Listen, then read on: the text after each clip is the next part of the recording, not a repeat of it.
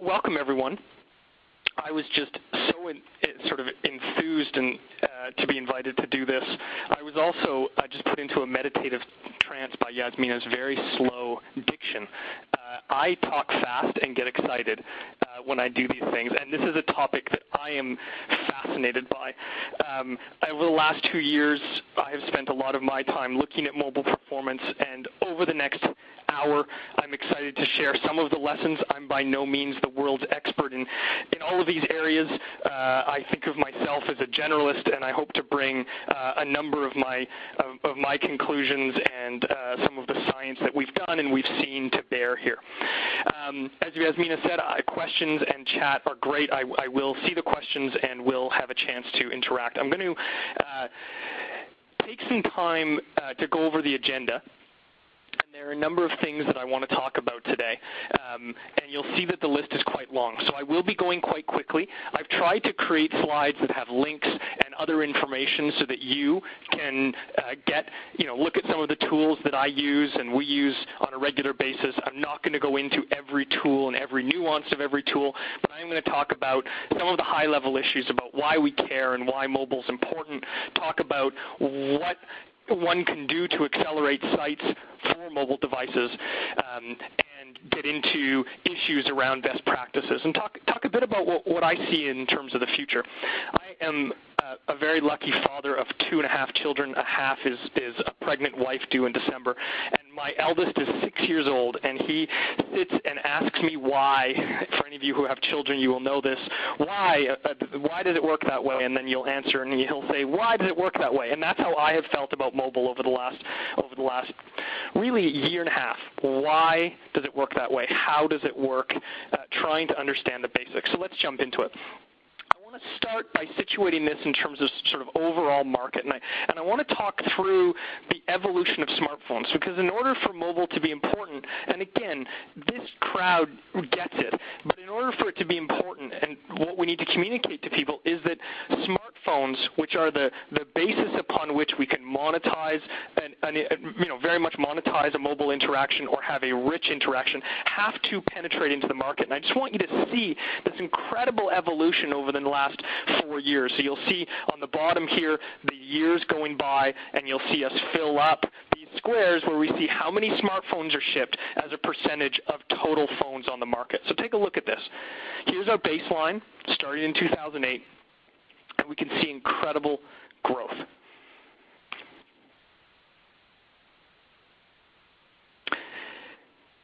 Now, one thing that's particularly stunning as we come into 2011 and through is that, well, the obvious fact is there. Over 50%, now 65% of smartphones, and think of Western Europe as a corollary for the Western world, are smartphones. So the Western world is buying smartphones. What's really interesting is the penetration in Asia and some other markets. So this is not everywhere. I was walking down the street in Argentina with my iPhone, and I was walking with a colleague who said, there are only 20,000 of these. This was a year and a bit ago in this market. Be careful. You could be. People covet that. So very interesting to see that what this tells me as an entrepreneur is that yes, the smartphone revolution has come. Yes, mobile devices are important, and we'll see how important they are for regular customers. It also tells me that there's incredible growth opportunity when we look at what's really going to happen in Asia over the next few years. I want to take us through. So if we agree with the assumption, or we assume, and again, I'm preaching to the converted very much with this tribe, that smartphones are out there and people are using them, we really have to then turn our attention to how are they using them, and are they actually looking at websites with them. And this is where the data starts becoming really thin. There are 3 or 4 companies that report on what percentage of their traffic is mobile, what percentage is desktop. If you look at this, again, we'll go through a similar timeline for Facebook, Twitter, Pandora. What percentage of their traffic is mobile? And this is apps and web pages, but really interesting to see. So think of you're the CMO or the CTO of one of these companies, and in 2008 somebody's coming to you and said, I think our mobile traffic is going to grow.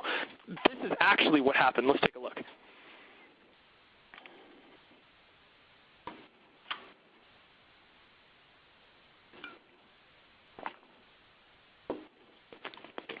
Pretty impressive growth, and some of the newest stats out of Facebook suggest this trend is certainly not abating. So people have smartphones. They're coming to sites on those smartphones. Again, many of us aren't Twitter, many of us aren't Facebook, many of us aren't Pandora, but there is a real lack of evidence and information in the market that tells us what people, what sites are seeing. And part of what I want to talk about today is give you some real-life examples and then jump into actually looking at web performance. So if we go on and say, it's sort of assumption 1, people are using smartphones. Assumption 2, people are coming to sites. We sort of inevitably lead to the question that's taken Facebook stock from high to low, which is, are they spending money? Are they looking at ads? Can I monetize them? And again, the data is really, really limited in this space. And when we did the research, 4 companies are really clearly stating what their objectives are, and this is digging into presentations. We'll look at Target, a large U.S. retailer, Amazon, PayPal, and eBay, and look at what percentage is coming of either mobile payments in the case of PayPal or mobile sales in the case of the others are coming through mobile devices over the last 3 years. Let's look at this progression. Again, all graphs that we want to be showing CTOs, CEOs when we talk about trying to wring our hands as a tribe and say, let's take this seriously. These are all in U.S. dollars, by the way.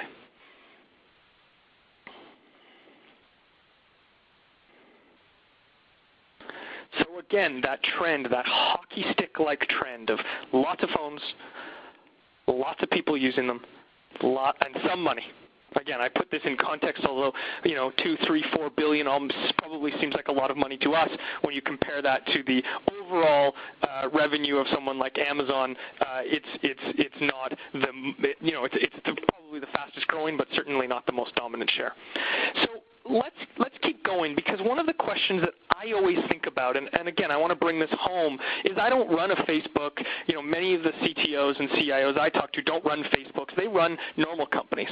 And I wanted to, when we did this most recent study, or the study on this one customer, we tried to ask ourselves the question, what percentage of traffic actually is on mobile for you? What percentage of people buy on mobile?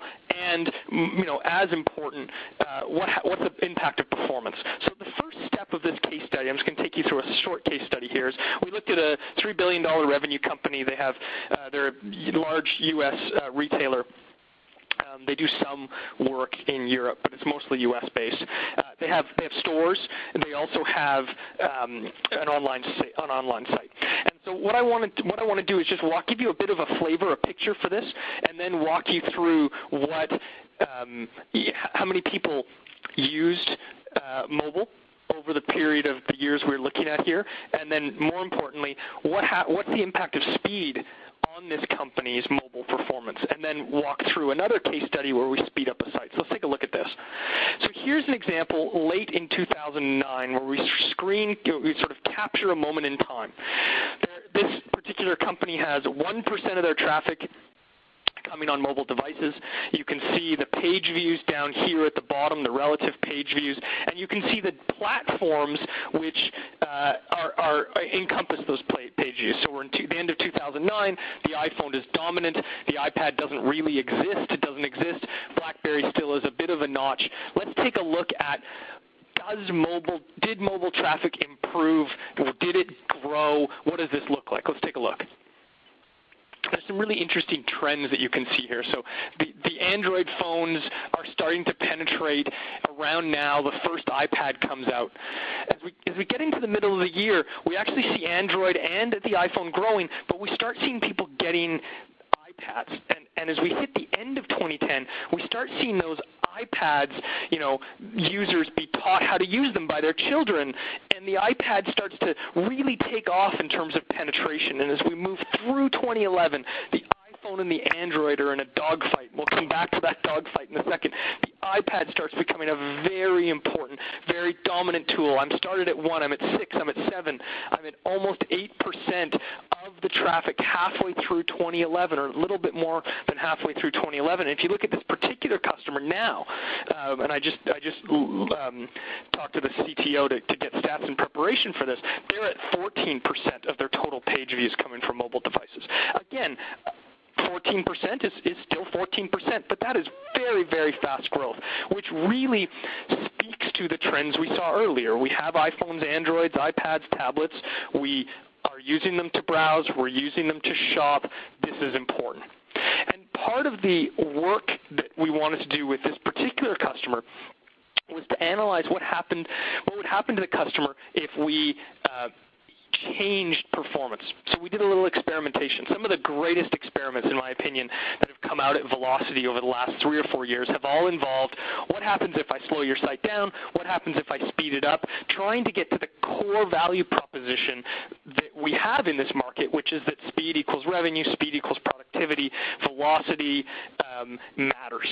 So in the experiment, we introduced delays on HTML pages. Now, one of the beauties of a large retailer like this is they have a very sophisticated experimentation platform. They can do A, B, C, D, E tests and multivariate tests, and they can also take, which is I think what most of us, when we attend Velocity sessions and we hear about what Facebook can do. I took 0% of my traffic and did this amazing thing, 0.01% of my traffic and did this amazing thing. I know everyone's in awe of that. This customer has that capability. So they didn't take all of their traffic and slowed it down. They just took some of it.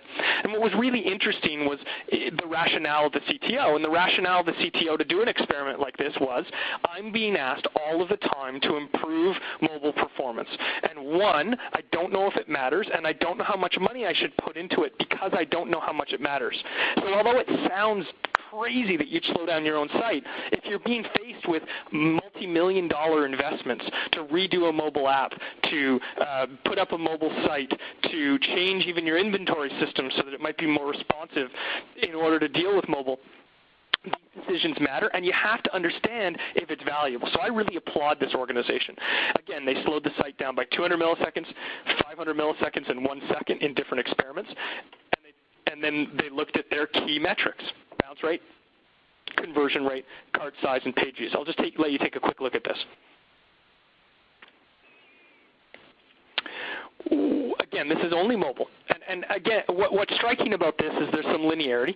What's also striking is the massive decline in key metrics. For a business that makes hundreds of $millions a year on their website, a 3% conversion difference is a lot of money. It's an incredible amount of money. A 2% decline in cart size. In every cart, this organization's cart's about $100. That's $2 a cart that they lose. So this was really significant when we came out with these findings. It shows a real significant relationship between performance on a mobile device and end-user behavior, which is really important. It also speaks to the fact that there's real strong degradation, even at small performance increments.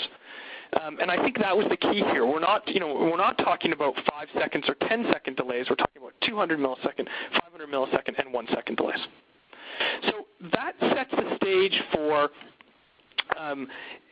what I want to talk about after. You can see here the bounce rate change, just sort of a bit more detail about where the bounce rate went, 1 second delay versus 5 second delay. And again, this is bounce rate change. Marketing does a big campaign, bounce rate might go up.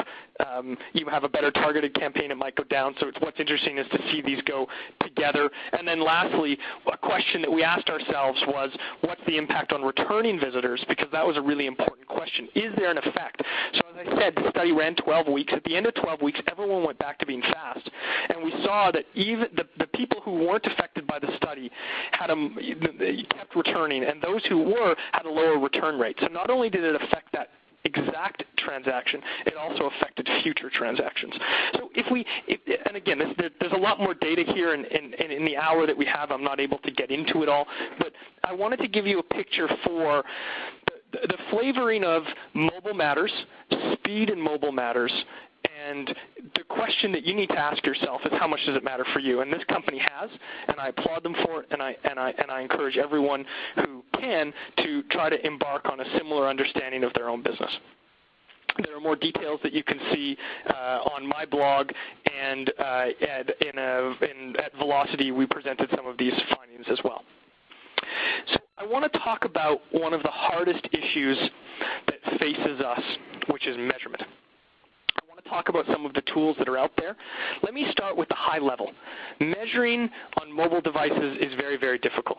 There has been vast improvement over the last year, but it is still not easy, it's not reliable, and it's very time-consuming to get a really good picture for what performance looks like. I want to share with you some of the tools. As I said, I'm not going to get in-depth on any individual tool, but I want to share with you the ones we use so that you can get a sense. Because if you can take one thing away from all of this presentation, it's that measurement really matters. And so let's take a look. Let's go right into some of the tools. So one of the tools that we use a lot is the Chrome Remote Debugger, which is available on ICS. It's a USB connection, and it enables us to do a lot of really cool things. There's a link here to the debugging. It can be a bit cumbersome to use. I find I think it's made vast improvements, but it lets you see all of the pieces of the puzzle from the perspective of the a classic debugger that you would expect. Very, very helpful. So this is a tool that I recommend you pay some attention to. If you haven't used already, you should use. iWeb Inspector is another one. It's made today for the iOS simulator and integrates into that. Again, a similar view, another way to look at it. I'm more, I use the Chrome one more often, but I know guys on our team use this and like it as well. The Web Inspector Remote or Winery is another fantastic tool. I'm a big fan of that and of this tool, and I know Steve is as well. What I love about this is how I can debug on the desktop. I really enjoy that. It gives me it facilitates a faster experience to get to issue resolution for me. And guys on our team use this a lot. The next one, the Aardwolf tool, I don't use personally. It's something that I have used, but I don't use on a regular basis. And it's very JavaScript oriented. There are a number of people on my team that swear by it. But again, another tool that I would recommend you take a look at. One of the tools I use quite often, and we used extensively in the mobile Alexa report that we're going to release at Velocity this year, is Steve Souter's mobile bookmarklet. And I really like that. I really like it because it's loaded with all of the questions that I ask. How many resources? What are the web timings if the browser supports web timings? Show me why slow. I'm a big user of this. I have it on I regularly use it in the testing that I do, and this is one that I would highly recommend you take a look at. PCAP to HAR for all of those that are into packet capturing. I admire the packet capturers of the world. This is not something I indulge in my free time, although I lose street cred when I say it. But Human, for example, here at Strangeloop spends a lot of time packet capturing and looking at performance from this perspective, and this is a cool tool that lets you see into performance. Again, every single one of these is sort of how can you see into performance? How can you see if performance matters, which is what I hope you saw from the initial case study.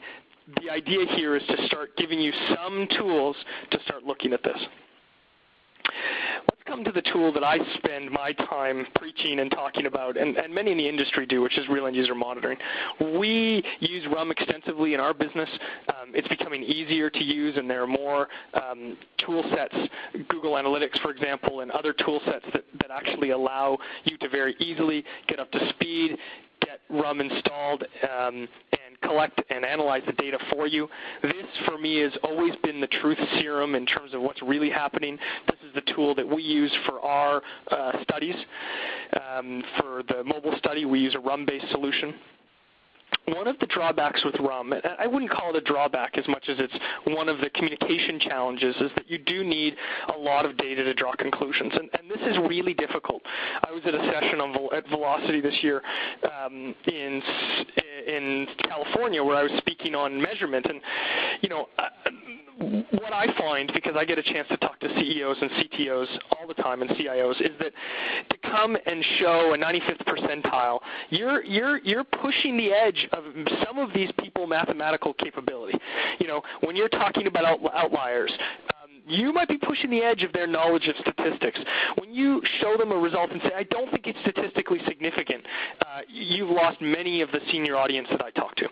So what's beautiful about some of the existing synthetic tools that are used is if I come to you and say, your site took 10 seconds, you don't argue with me, It's a fact. It's a number. Your mind can get it. When I show you a histogram, a little harder. When I start talking to you about percentiles, a little harder. So the fact that you need a lot of data to draw conclusions works very well in scientifically oriented organizations. In many of the ones that are more emotionally oriented that I deal with, it's very, very difficult to tell a customer, I know the result is not trending in the direction you want it to, but you only have 2 or 4 data points. The test has only been running for 8 seconds. Let's let it run for a month. Or even better, before the test runs, let's agree on what statistical viability might look like. WebPagetest, as many of you know, and poor Patrick, if he's listening, gets called out in every one of these as, Patrick this and Patrick that. I know he always cringes when a blog post comes out that thanks him and raises him to the throne that he deserves to be on. But WebPagetest is a wonderful tool, and it's been augmented recently by some of the work that Blaze did for mobile testing, and that is a really good innovation. So although we use RUM for much of the testing we do, we also use MobiTest, and we have an entire MobiTest infrastructure in our business. It's available for Android and iOS. It has some limitations compared to regular web page tests, but it is a great place to start. So props out to those guys for open sourcing it and making it available. It is a great tool. I want to, before I get into another case study, I want to roll through visualizing performance. And I do this in every talk because there's always 1 or 2 people who don't know what this is. And if you don't know what this is the way I see web pages. You might see pretty pictures. I see this.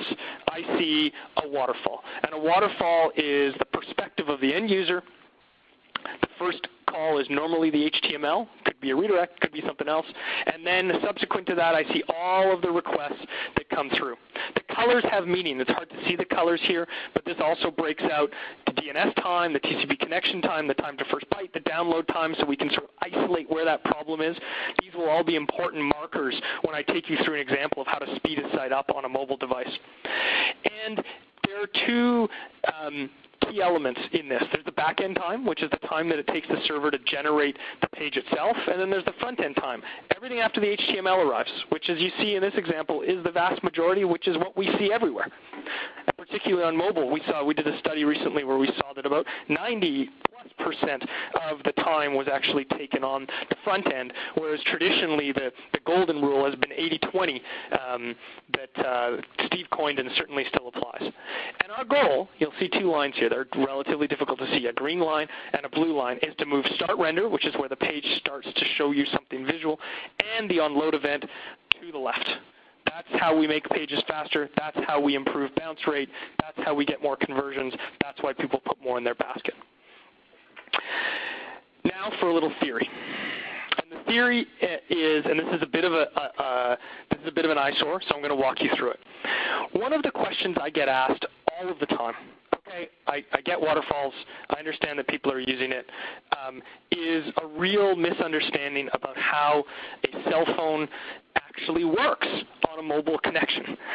And this is an area that, when I came back to telling you the story about my son asking why do you make the bed, he asked me this morning, because I want it to be clean. Why do you want it to be clean? It's amazing.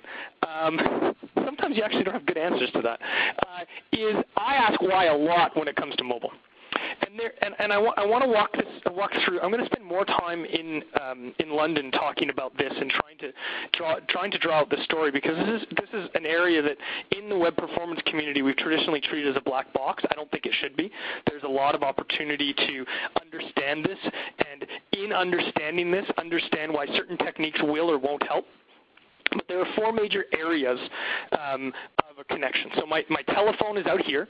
And my telephone connects into the RAN, which is the radio access network. This is the tower that sits, there's actually one on my office here in Vancouver, and that tower communicates differently over 3G and 4G. We'll talk about a 3G connection here.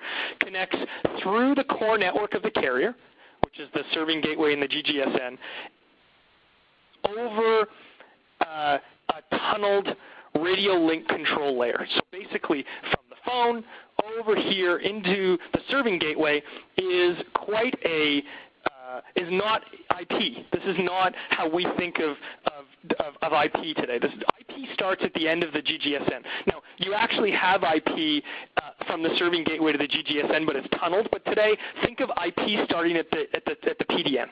If you think about the connection between the phone through the tower, the RNC, and to the serving gateway, we're talking about a tunneled connection. We're talking about, IP packets that are cut up into 4 parts, delivered into envelopes, tunneled. We're talking about a lot of error checking.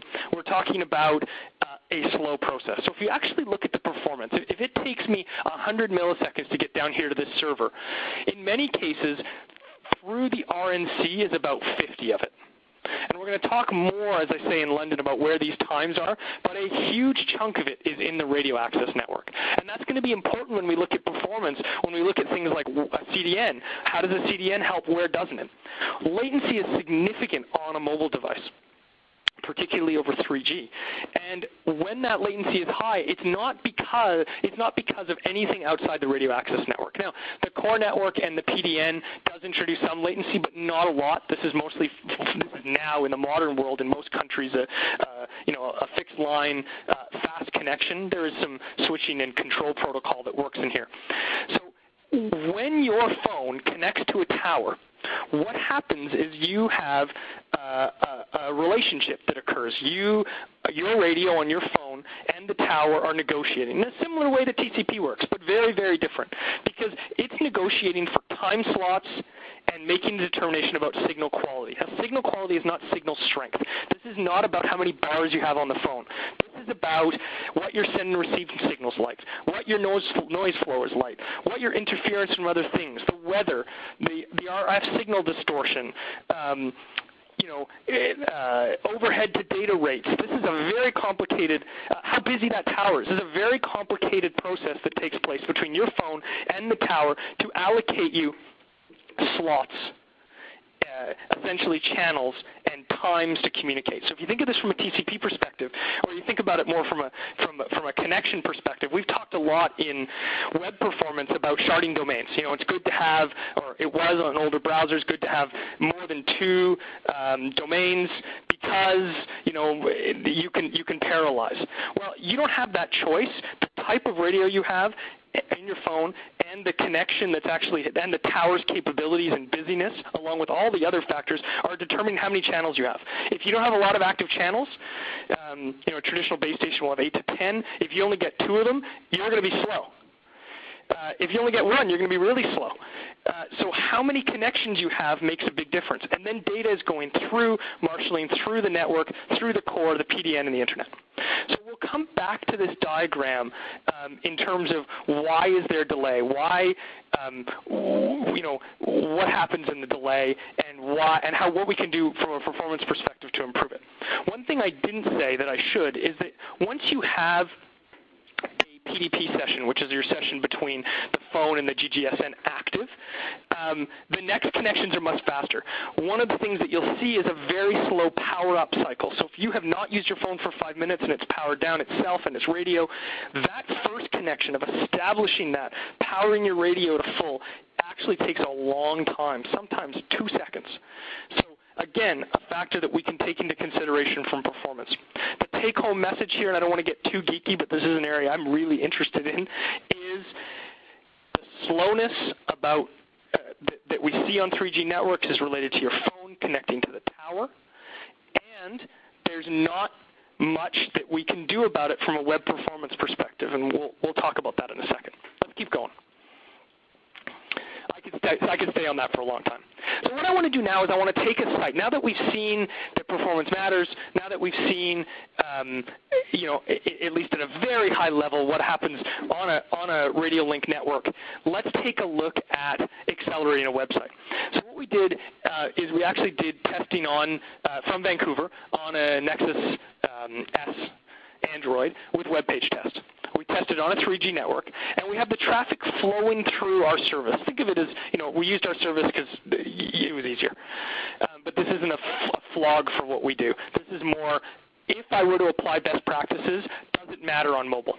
So again, the setup, and you'll see my latency here of 230 milliseconds, download and uplink speeds. I'm going phone, over a 3G connection, right, through the PDN and the core network and the radio network and all the things we talked about over to the internet, over to the origin data center and back. And when we decided to look at a site, the O'Reilly site seemed like a very good one to look at from a performance perspective. And we're going to be a bit unfair to the O'Reilly site because what we did in this experiment is we actually made it worse than it is. We tried to sort of strip away a lot of the performance enhancements that they had actually provided.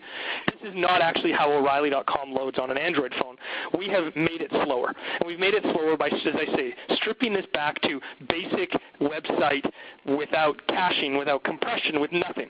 And then I want to walk you through the different areas of performance so you can get a feel for what matters and what doesn't. So let's take a look.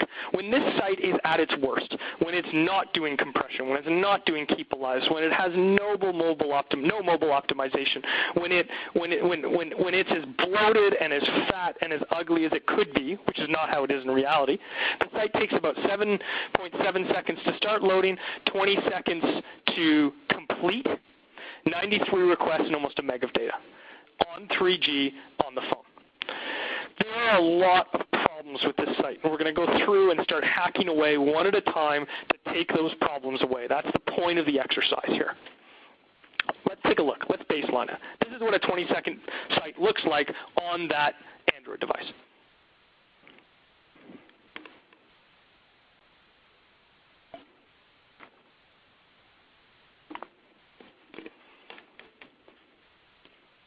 Now that we've all seen the other numbers, you know people are dropping off, they're bouncing, they're leaving, they're not buying. This is a problem. So here's our baseline. 90 round trips, a meg of data, around 8 seconds start render, 20 seconds document complete. We're going to start stepping through optimizations to take a look and see what matters. And this is really important from the perspective of what we do in terms of optimization and how we should look at optimization. So let's fix it. Low-hanging fruit, keep alive and compression. These are things that everyone should have on their, doing on their load balancer, on their server. These are checkboxes. You don't need to pay for these things. You should keep alive on because each connection here is creating a new connection, 83 new connections. You can't really see the numbers there, but hundreds of milliseconds to create one. That's crazy. And I also have a lot of data, a lot of JavaScript, a lot of CSS, and a lot of data on HTML. So if I were to just turn on caching and compression on this Apache or IS server, I don't know what it's running, we should expect fewer connections and less data. Let's take a look. Makes a difference. I went from 20 seconds down to 15. And if we look at our key metrics, my connections went down. I still have some connections because I'm connecting to third parties, and we'll come back to that. My start render is slightly better, but my document complete is much better. We'll take a look at how I improved, which is pretty significantly. And let's take a look and see how that feels. So if you had a site that didn't have caching and compression on, you turned it on for your mobile device, which is really the benefit you're going to get from an F5 or a Citrix load balancer, for example. This is what you should expect to gain from a performance perspective. They never like it when I say that. The load balancers, that is. Okay, so I get it. Makes a difference. Let's get a bit more. Let's get a bit more sophisticated. There aren't really any cons to this, except that 15 seconds is way too slow. So let's keep optimizing. Now I want to go to the 14 rules that our good friend Steve has timeless rules for the most part. I just blogged about this and checked whether the rules still apply, and the vast majority of them remain timeless. But let's add a CDN because it makes a lot of sense, right? If I can get my content closer to the user, we've all seen this. So there's my user. My edge cache is closer than my origin, and if we had such high latency, this should make a difference, right? Well, let's take a look. We should expect faster pages, and we shouldn't see any changes to byte count or round trip count, but we should expect faster. Slightly disappointing. I go from about 15.5 to 13 seconds. My average time to first byte dramatically decreases, so that's great. I make a saving there. And I don't get exactly what I hoped for. I get a small reduction, and this is actually one of the real conundrums when it comes to mobile optimization. You can see these numbers got slightly better, 12% and 10%, and that's where. Well, let's first take a look at what adding a CDN might look like. And that's where mobile becomes a little more complicated than our traditional desktop story.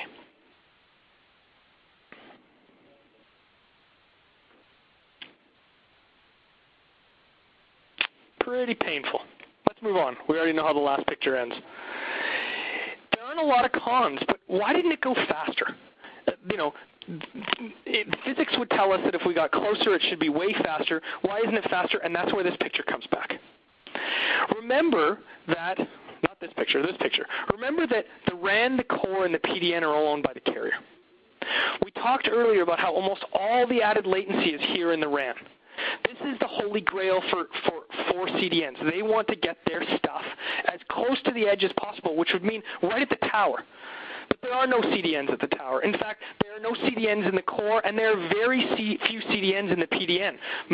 Most of the CDNs are sitting here right at the edge of the public internet. But if I've got 150 milliseconds of latency here, 100 of it is in this top area. So unlike a desktop experience where you can get very, very close, and in fact, in many cases, embedded very close to the end users in the same city, getting in the same city isn't as valuable here. So CDNs have a lot to offer, and I highly recommend them. But when it comes to mobile optimization, they've really fallen flat because physics requires them to be much, much closer than they can get today. This is a very interesting development. There are a lot of politics around this, and I spend a lot of my time thinking and talking in this area, but this is a very interesting conundrum, which doesn't help much. Now let's move on to front-end optimization. We'll start with sort of the generic overview of front-end optimization. This is where rewriting of HTML occurs, consolidation happens, we can do additional compression and minification, and we can look at extra making storage better. But that's not really going to show up because we're just looking at first views here. Again, we see a lot of bytes. We should expect fewer round trips, less bytes, and we hope everything goes faster. And this is really, I think, one of the core values of front-end optimization, and where it really comes through is in this case, because we see a site go from 13 to 9 seconds. But most importantly, look at the start render number, 6.2 to 3.6. So it's coming faster. I've got a lot less bytes and a lot less round trips.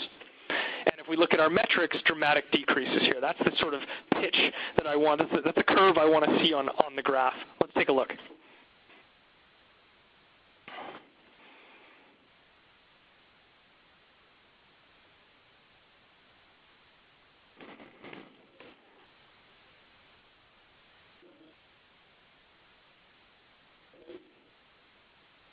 Again, dramatically faster. That start render really showed.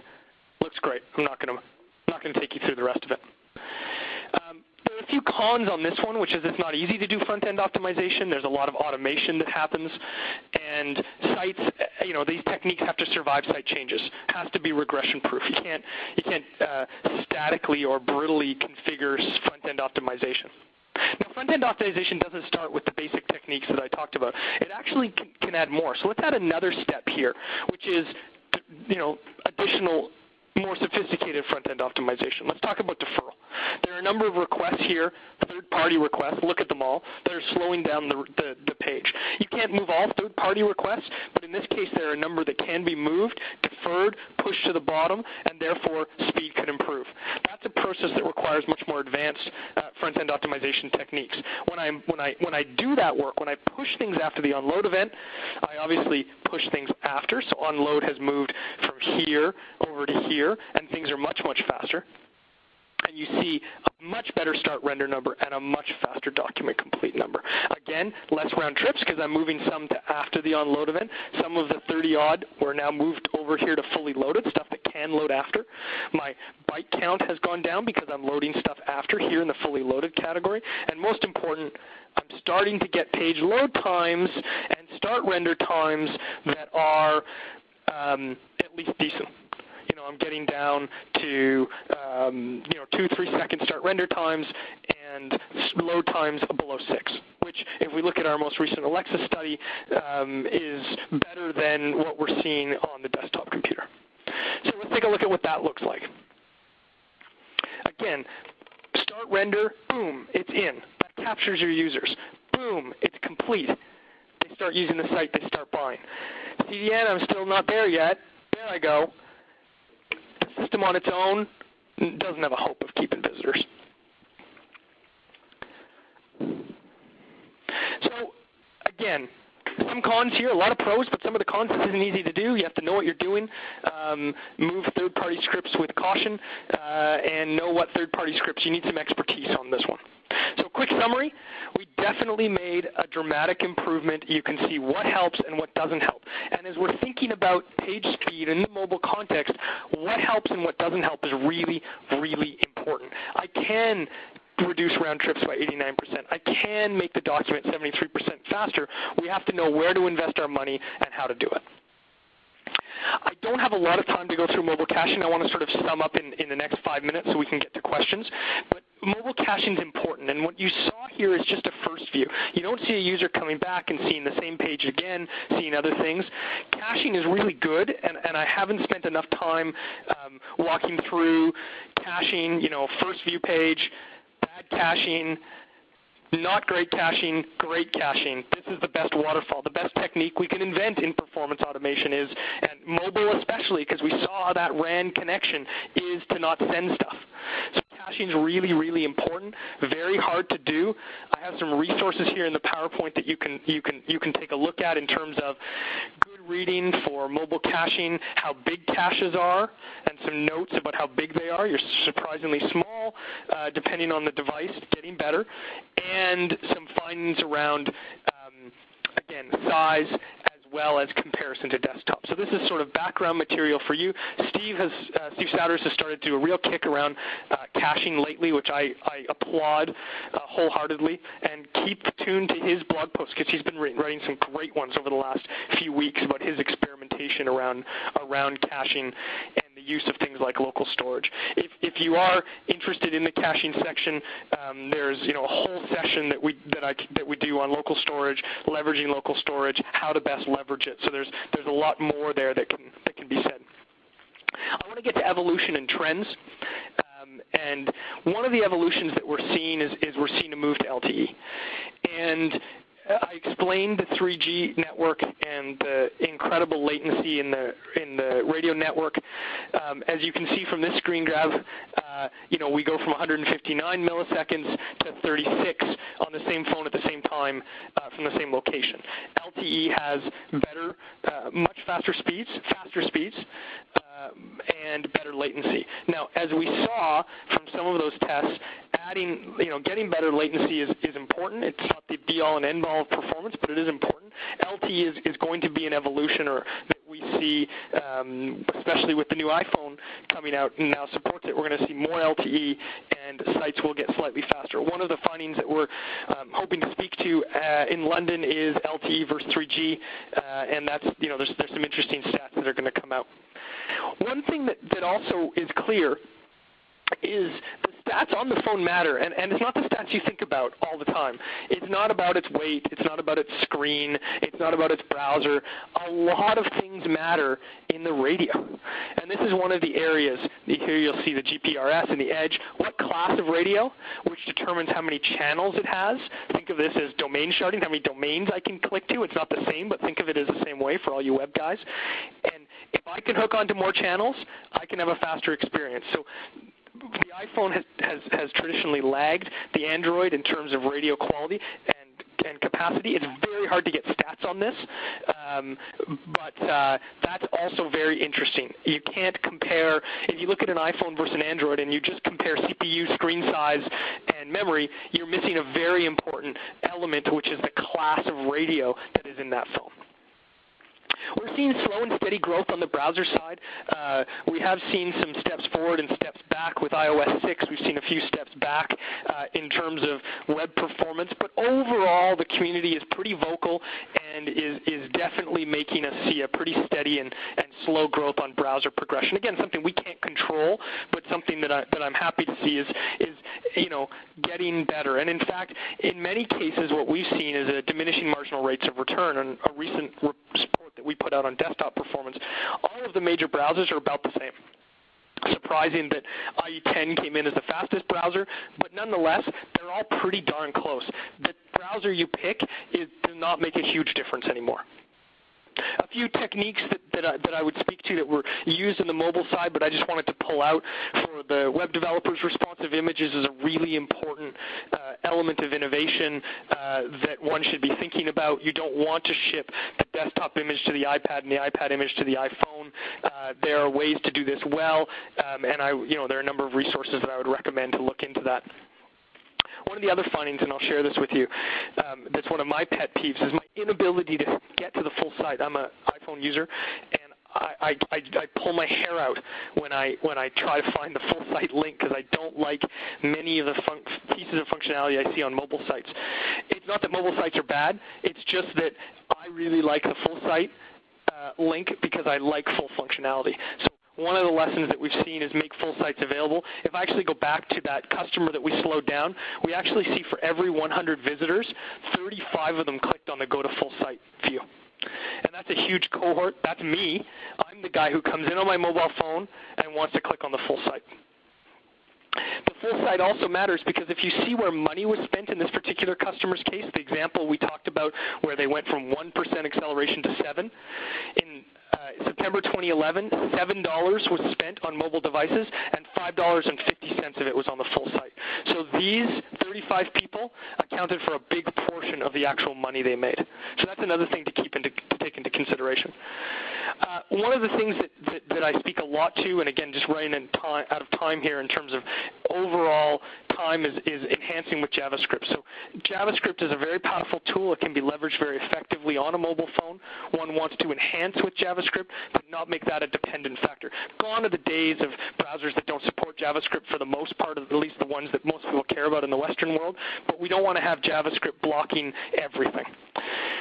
We did a report that we're going to release at Velocity in London. I encourage all of you to come, or at least to listen if you can. This is going to be very exciting, where we did the first full analysis of performance on phones, looked at Androids versus iPhones, all on 3G. We've seen a lot of performance measures done in the lab. This is done in the real world. We looked at speed. We looked at the different devices. We looked at different elements of usability over top Alexa sites, and some of the findings were really interesting. I'll tease you with a few of them. Again, coming back to one of the things, we see that out of the top 200 Alexa-ranked e-commerce sites, 68 of them do not have a mobile-specific site, which was very surprising to us. We saw that 32% of them are the bane of my existence and do not let mobile users view the full site. Those are some of the usability things that we saw. We're going to spend a lot of time talking about 3G performance and how fast 3G is for users. Today was Dress Up Like a Celebrity Day, and I got a sign of Steve Soutter's face handed to me, so that was my costume. It has been great, and I will defer to Yasmina for some questions. Outstanding webcast, Joshua. Thank you so much for a fantastic presentation. We do have several questions that have come in. We'll take them in the order that they have come in. First one is from Alice. Alice wanted to know, does using HTML5 over XHTML have any effect on speed? You know, I am not the best person to answer that question. I have spent a lot of time looking at HTML5 and the performance impact, but I think I will defer as the expert on that in that particular area of questioning. So I'll be happy to look that up and answer it for you, but I don't know the answer to that. Okay. Thank you. Our next question is from Tony. Tony would like to know, do you have any rules of thumb for keeping responsive web design sites performing quickly? So yes, absolutely. I mean, I covered some of them at the end there. You know, coming back to that, the flow of CDN and FEO and some of those techniques. You know, I think a few of them that I'd point out is certainly responsive image. Don't send images that you don't need to send. There's some really interesting experimentation that's going on right now in the market with people using some of the interface cues to send more responsive images. So let's say I'm on an iPhone and I notice that somebody's zooming in. where I may be worried that a pixelated or smaller image might not give the user that experience, we can start using some of those cues to get even more sophisticated, responsive image experiences for customers. So, it's pretty simple. If I'm on an iPhone, I don't need the image I need on my Mac. If you're going to use JavaScript, use it sparingly and in a smart way. And every round trip counts. I mean, we took a look at that RAN, and that radio access network is going to take 150 milliseconds. And just to put 150 milliseconds into perspective, that's really far. That's my office, to somewhere, to Beijing or even farther. That's far. So even if your site's hosted in the best hosting facility in the world, and your customers are coming in from there, there's a big challenge. Now, one of the things that's great about this challenge, and that I fight in organizations all the time, is their skewed perception of their own speed. And one of the things that I really like about what these devices have done is I have more people actually aware of speed challenges than they were in the old days. Because in the old days, the server was in the basement, they had a fiber connection to the server, the developers are in the office, and they're clicking away, and it's fast.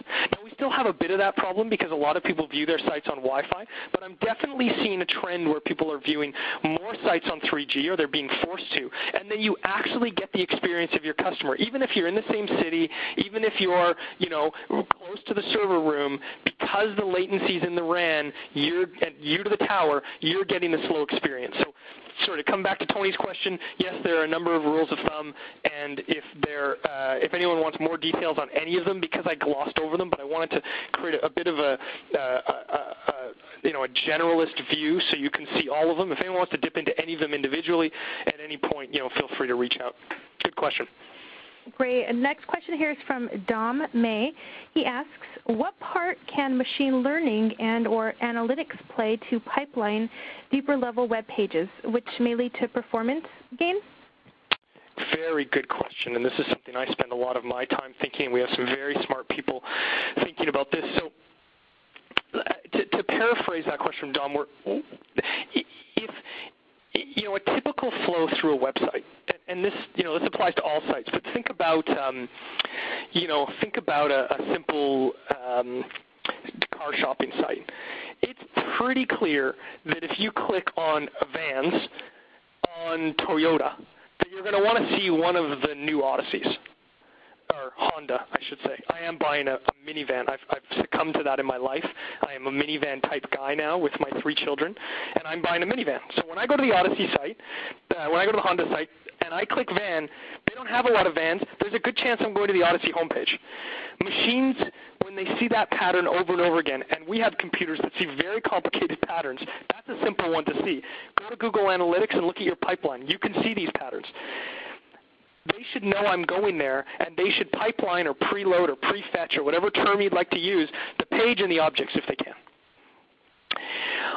On mobile, this is a little, so I'm a huge fan of that, and on mobile, we actually have some nuances. And one of the major nuances, because this is a feature of one of the products that we sell, which is our mobile site optimizer, that we quickly learned as we went out in beta, is that companies are quite sensitive to how much data they use on their customers' devices, much more sensitive than I expected.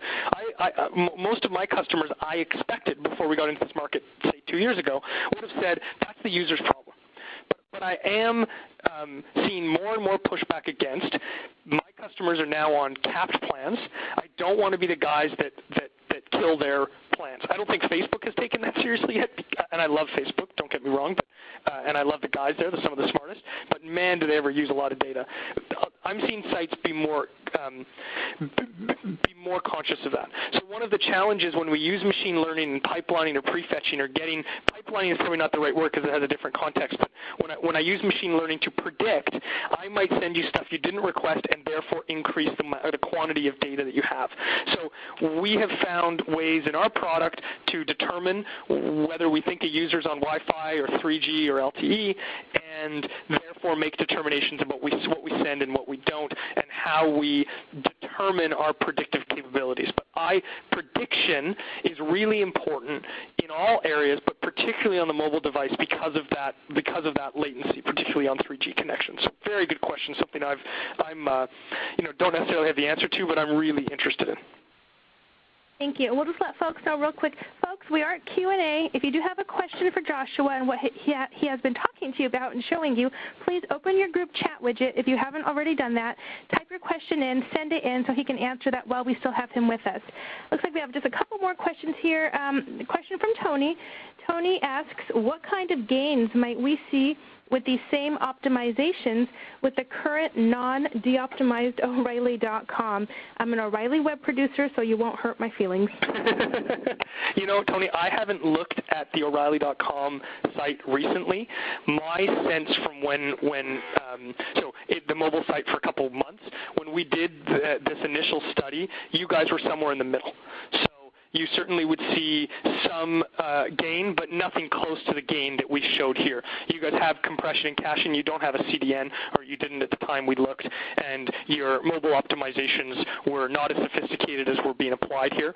But again, and I hope I outlined this, the goal here is in no way to make O'Reilly look like they're technology laggards or that the site isn't crafted well, because I know a lot of the guys over there, and it's a good shop with really smart people. It's just that when you pick on a site, you know, O'Reilly's a good one to pick on because everyone knows it, and because they are lighthearted. As Tony said, he won't take it personally, and I know he won't. So I haven't looked at it in the last couple of months. I would sort of put yourself square in the middle on a number of those characteristics. But, you know, there are a lot of tools that I talked about earlier. Go to WebPagetest and run one. Run it over 3G. If that capability is there, I could never remember if they have that yet. And or run it on your own phone. Take a look. Super. And looks like one final question in from Dom. Dom asks, could municipal Wi-Fi have an impact on the marketplace? That is a great question, and I you know, Wi-Fi makes a big difference. You eliminate, you know, we saw the diagram of how a radio connects and the added latency.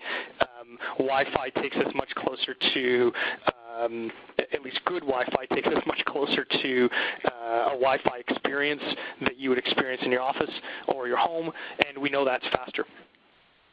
One of the things that you know, I emphasize the radio link area because that's something that I'm fascinated by currently. But one of the other areas here is that there is, you know, that bandwidth and latency are two key factors, but not the only factor in how a page loads. So I have number of round trips, complexity of JavaScript, how things are parsed, etc. So the answer is any speed up in connection is going to make a difference.